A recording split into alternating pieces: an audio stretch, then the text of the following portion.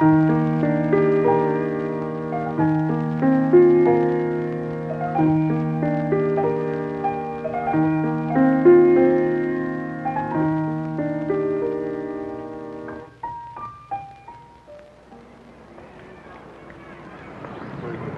have to keep watching me like that? It's my job to watch you, Mrs. Esperanza. I'm paid to watch you. Like a guard in a museum. That couple, they're doing things in public my wife and I would do only in the bedroom. And even then, in the dark. Mr. Tiesco, this isn't South America. It's a Culture. It's an outrage.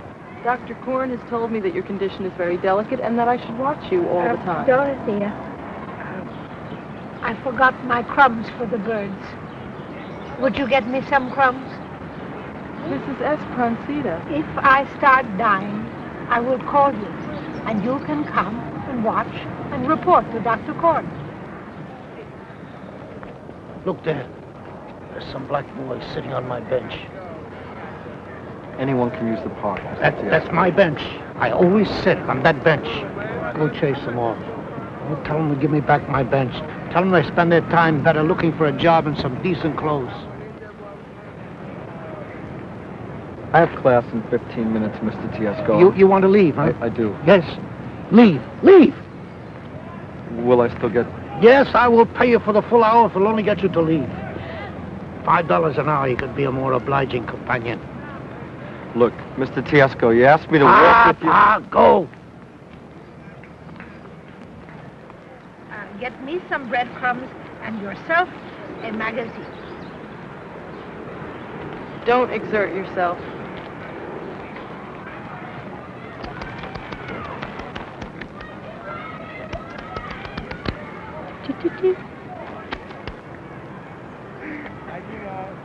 Like there was no mercy, you know?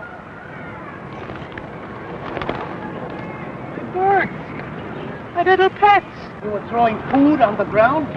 I was feeding my little friends. Dirty and disgusting birds. Look at this.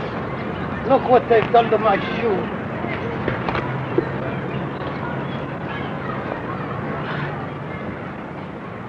Do you always use your handkerchief for a shoe brush? Why not? Do you use your shoe brush for a handkerchief as well? Would it be your business if I did? It just seems odd. Less odd, perhaps, than throwing food on the ground for dirty birds to eat.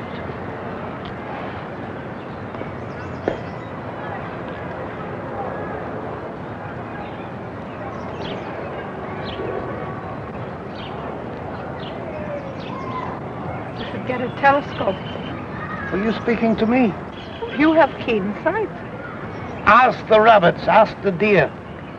I could show you an elk's head the size of an automobile in my room.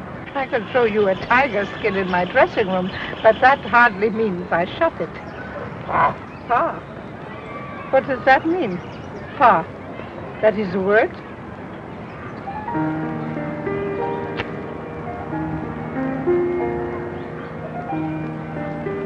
It's a lovely day, isn't it? Inferno City. A scholarly work, I presume. It's very difficult to get good books in Spanish here. You're in Spanish? I'm Chilean. So am I. From Santiago. Indeed. Countrymen shouldn't fight. I propose a peace. Accepted, senora. You should go to the Rivoli bookstore. I get all my books there. My favorite writers are the poets. Campo Amor, Zorilla, Neruda. Neruda, communist. He was a fine poet. He was a fair poet and a lousy communist. Thank God Chile has some good generals to take care of her. They put an end to Allende and his foolishness. A fascist. I should have known when you attacked my jokes. And who else but a communist would throw food on the ground for dirty and degenerate animals?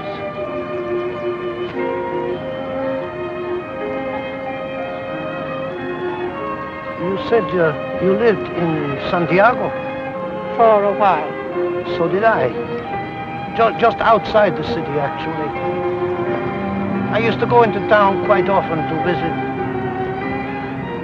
Perhaps you remember her. Laura Llorente. Laura Llorente? The governor's daughter? Yes? She was my neighbor. What? They used to call her the Silver Maiden. Indeed they did. Skin like a lily, jet black hair, black eyes like ebony. A bit headstrong, perhaps. A bit stubborn like a mule sometimes. Maybe she was merely firm in her opinions. Ha! You visited her? Yes. No, that is my cousin, Gonzalo Tiesco. He fell in love with Laura. She broke his heart. That's not the truth. It was he. Senora? I mean, that is, their affair was the talk of the city. That was not the version I heard. Signor Tiesco turned away from her love. Well, that is my cousin. Yes, this cousin of yours. He was a brave man. He was a courageous lover. He was a prince among men. Her parents thought he was a scoundrel and a good for nothing. That is a grave insult, senor. I mean, that is an insult to the memory of my cousin. My cousin fought a duel over his Laura with a shooter, with pistols. And my cousin, he killed this other man, and he had to flee to Brazil. He wrote Laura many letters, some in verse. It was a year before a letter arrived. By that time, everyone in Santiago knew Signor Tiesco had moved into a Rio apartment with Ed dancing. She was a ballerina. He was acting as her patron. She was from the Follies, and he was acting like a fool. Later, she took all his money and ran away with a younger man. You seem to know this story quite well. I heard it from someone. And I suppose you also heard that Laura ran off with some Spaniard. He was very charming. He was far below her. He used olive oil in his hair. Do you know if they are still married? He went back to Spain, to fight in the Civil War. He was shot by the fascists. I'm sorry. She must have taken it badly. She survived. She was determined. And of course, you know how stubborn, like a mule, she was. Yes. My cousin told me she was very stubborn, he said, and also very beautiful. Do you know if she ever remarried? No. Neither did my cousin. He moved away to escape the memories. It's odd, isn't it? Here are you and I, complete strangers, discussing your cousin and my neighbor, talking as freely as old friends. After our initial disagreement. Disagreement? You attacked my birds. Perhaps I was a bit unreasonable. Perhaps. Will you be coming to the park again tomorrow morning?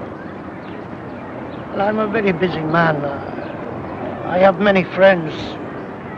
But if it's another lovely day and I can be sure of such pleasant company.